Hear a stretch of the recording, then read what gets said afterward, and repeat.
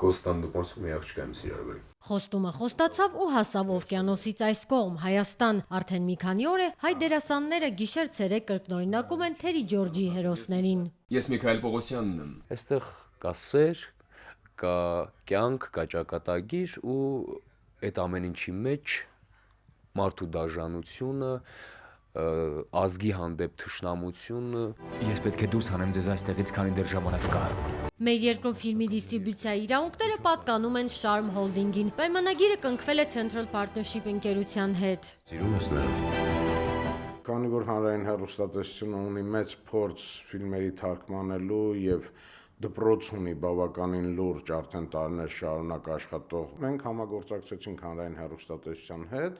եւ ֆիլմը կրկնօրինակում ենք հանրային հեռուստատեսության բազայի վրա։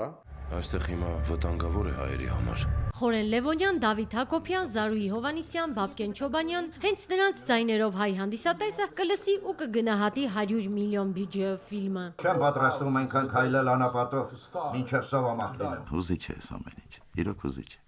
Մի անգամ չի ստացվում։ Հենց այստեղ էլ վրանը կխփենք։ Մեր վրանը կլինի լավագույն մասում։ Եթե վտանգավոր է ինձ համար, Գլխավոր հերոսուի Աննայի ապրումները կփոխանցի Զարուհի Հովանիսյանը, ասում է զուսպ, բայց էմոցիոնալ կերպար է։ դերասանը ինքնատիպ զսպվածություն ունի,